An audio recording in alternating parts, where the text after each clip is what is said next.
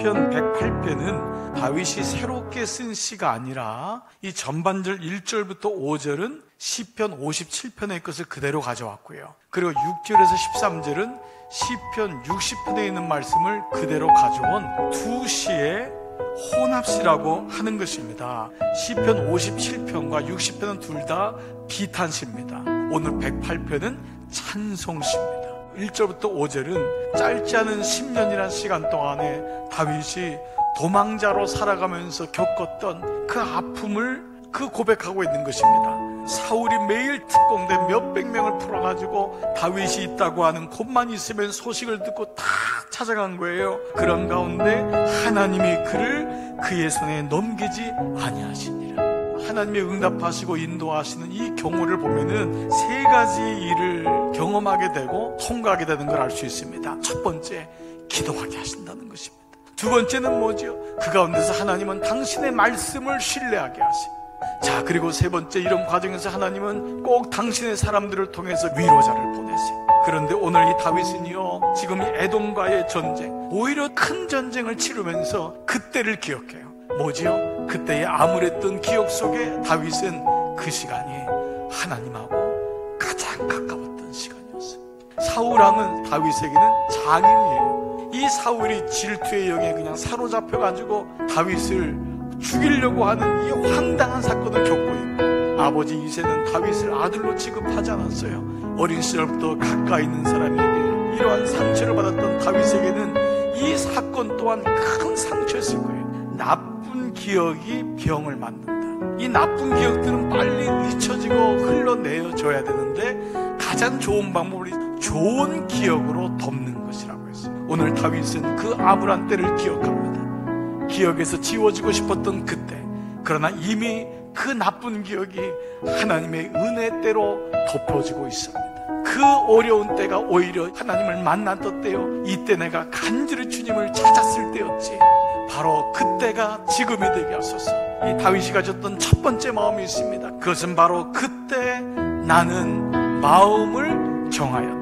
다윗은 그 암울한 상황 속에서 그 기억을 떠올리면서 마음을 정합니다. 하나님의 은혜가 아니고서는 마음을 정하기가 쉽지 않습니다. 하나님이 내 마음을 정하게 하셨습니다.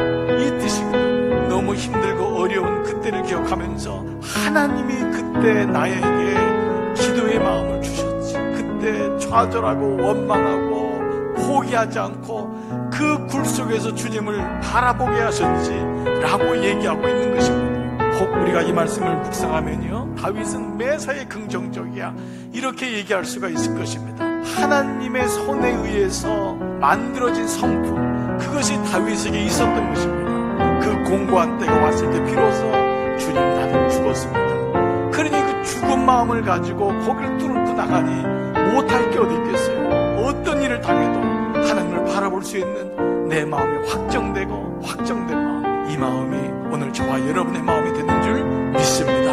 그리고 두 번째, 이 다윗의 기억이 있어요. 뭐냐? 그때 나는 새벽을 깨웠습니다.